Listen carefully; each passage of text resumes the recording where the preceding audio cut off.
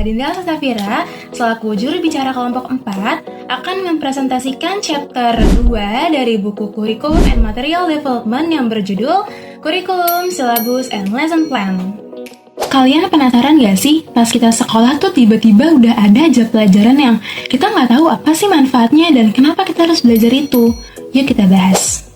Sebenarnya kalian tahu gak sih sistem pendidikan di Indonesia ini seperti apa? Dan mata pelajaran itu nggak tiba-tiba banget muncul, yang mana ada step by step-nya. Pertama, negara kita mengatur sistem pendidikan melalui Kemendikbud yang dimana mereka membuat kurikulum yang bertujuan untuk mengatur semua pendidikan yang ada di Indonesia. Mereka mengatur pendidikan dengan mengikuti zaman yang ada. Seperti yang kita tahu, pendidikan di Indonesia telah beberapa kali berubah seiring berkembangnya zaman dan juga teknologi. Berikut adalah perubahan kurikulum yang pernah terjadi di Indonesia, antara lain Rencana Pelajaran 1947.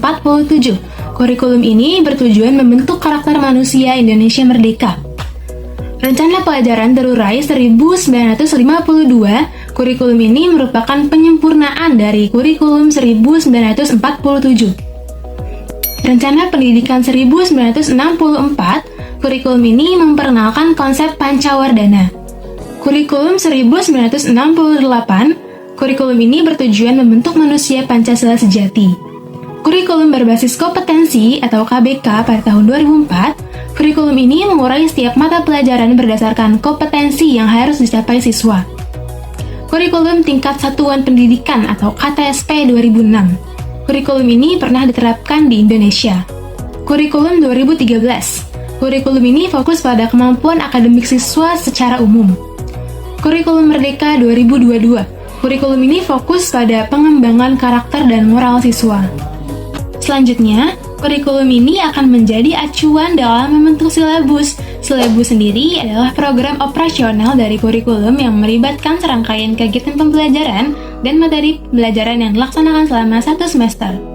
Silabus ini dibentuk untuk membantu mengarahkan pendidik mengenai target yang harus dicapai oleh peserta didik. Berikut adalah indikator dalam silabus.